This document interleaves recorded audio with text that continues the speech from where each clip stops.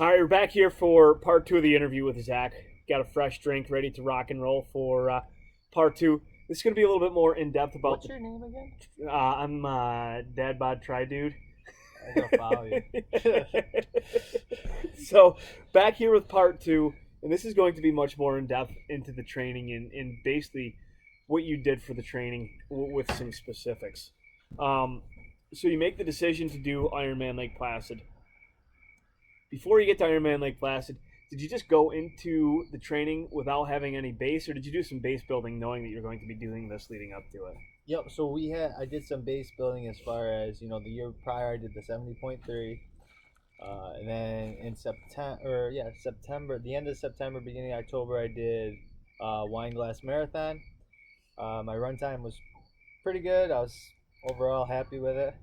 I was happy with it, and I just kind of rolled from there, and I tried to started doing some strength training to build up for January 1st. Okay.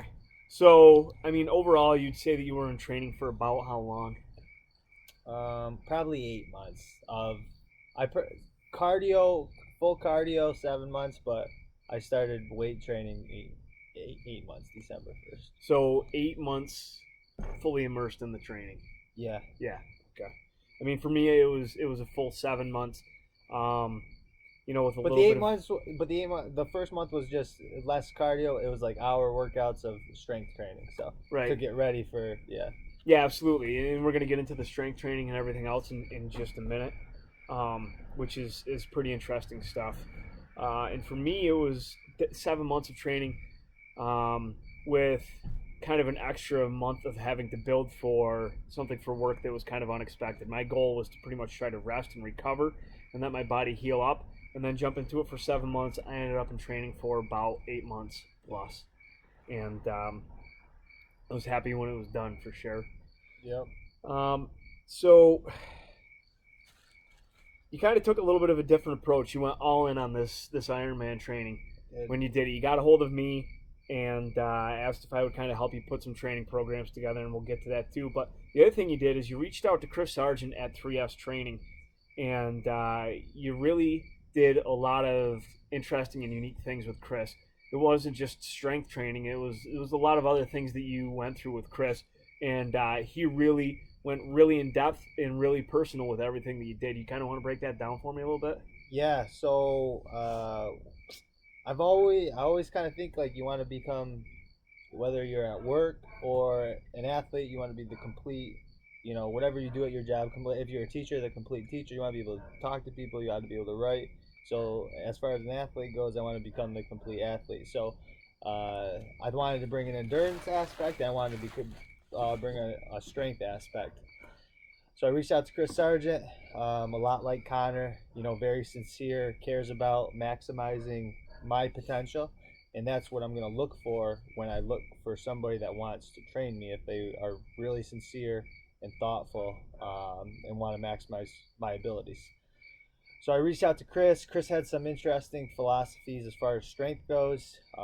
We did a lot of hex bar deadlift, which he's big into force generation, how much force you can generate. So essentially, like every time you step, you're generating force. And when I started hex bar deadlifting, I wasn't even doing my body weight. So the goal was to try to get twice my body weight. We were just a little bit short, about 1.8 times my body weight.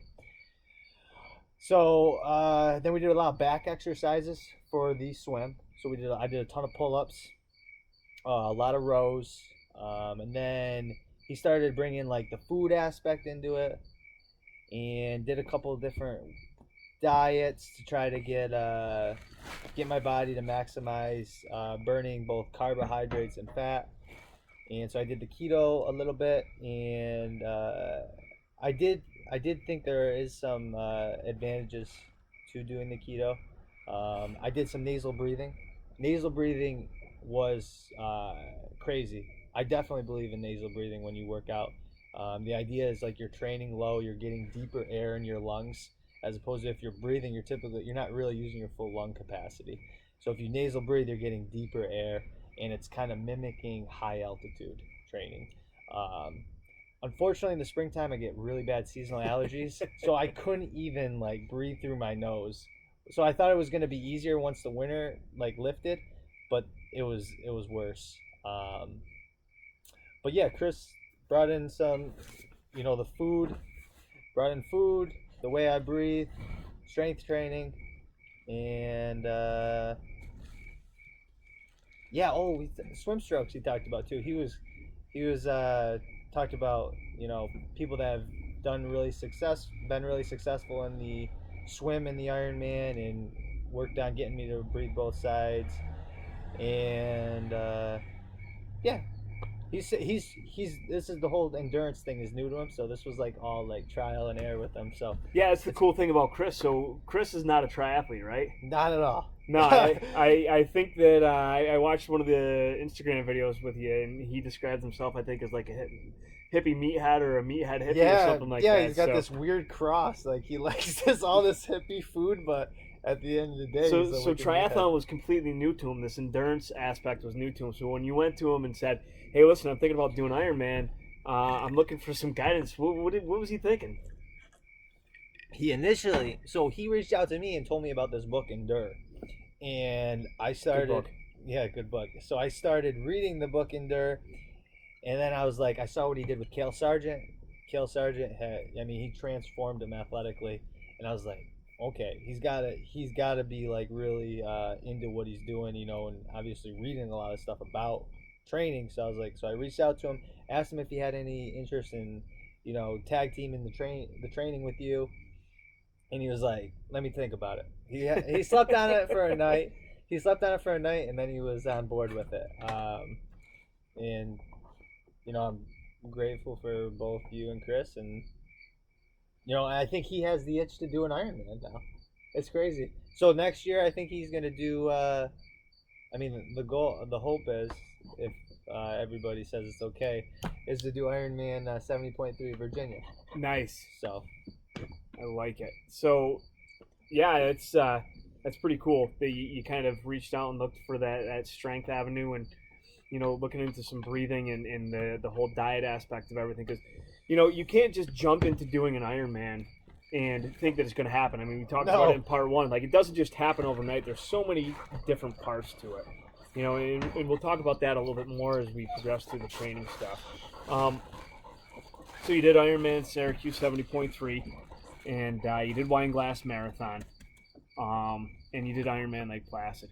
Now, I believe when you did the marathon and when you did Ironman Lake Placid, you kind of just did you have a coach? Did you have a... No, I didn't really train much. That goes back to me being Type A personality, and Type A. Sometimes you're like, you don't need help. I don't need help, and I think. As I've learned, as I've gotten, I guess maybe wiser, you learn that you're never going to reach your full potential unless you ask for help. It can be career-wise, athletically, family life, stuff like that. But if you don't ask people for help, you're really never going to reach your full potential. That's just reality. Yeah, absolutely. And I'm a firm believer in having a coach and having structured workouts. And I mean, shout out to Amy Farrell. Amy's been kicking my ass for a lot of years now, and I think that she's the best. I would recommend to anybody that if you're thinking about getting into this, definitely, I don't know if she's willing to do it or not, but I would definitely check with Amy Farrell, because it goes back to that whole accountability thing. And to get into the coaching aspect of it, it's a lot different. When I did my first half Ironman, I did an internet training program, and it just, I'd look it up and it would say this is the workout today. So I'd be like, yeah, that looks kind of okay, but I think I'm going to go do this. So I did my own thing, and, I definitely don't feel like I maximized my potential because I wasn't really accountable to anything other than looking at a computer screen. I feel like when I had Amy coaching me and, she's looking at my training peaks every day, she's seeing the green that I did my workout, she's seeing the red that I didn't do my workout, or the yellow that I pretty much half-assed my workout. So just the accountability aspect of it is huge. And then there's another side of it too that I kind of want to talk about with you, and that's pushing you to places where you didn't think that you were capable of going. And I think I remember, I don't know if it was for Syracuse or if it was for Wine Glass Marathon, where I just did a couple weeks worth of workouts for you to kind of look at, and one of the things was intervals, and you said, I've never done intervals before. Yeah. So, you get these intervals, you get these workouts, and what was your impression when I sent you some of those workouts? What'd you think? I've never I've running's my background, and I've always done I've always just tried to run and keep my pace, or if I wasn't, any other type of run I would do would be sprint hill workouts. And as far as I remember getting the interval workouts, and I loved them.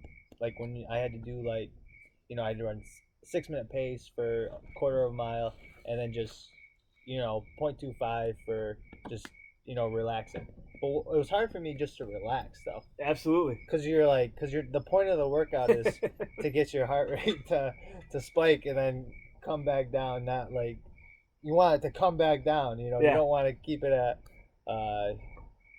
everybody's heart rate's a little bit different, but you want it to come back down completely. So the point of the workout was the sprint and then getting it to drop. Yeah, and that's such a tough thing to explain to people too, because you send these interval workouts and you're pushing them beyond what they think they can do, right? I mean, when I sent you some of those interval times, what did you think? Yeah, I ran some times that I didn't think I think the lowest I got was, under 6 minutes for like you were way, 0.75. Yeah, you were way under 6 minutes for a lot of it, right? Yeah, we'll be honest. It didn't. But you wouldn't have pushed yourself to those points if somebody else wasn't putting those workouts in for you. Yeah, right? I don't think I. Yeah, no. Yeah, no way. I wouldn't even know those workouts. And so, if say now you're running at what you think is your max, and then you're not really recovering fully, and you're paying more attention to your recovery pace than you should, and you're still running a 7.5 minute mile for your recovery, are you getting as much out of that interval as you should be, or no? No, because you don't know you gotta understand the point of each day's workout. Yeah. And that was a learning curve for me. And I'm obviously this next year I'll be better at training. I'll listen better to the workout. It's a learning process, right? Yeah.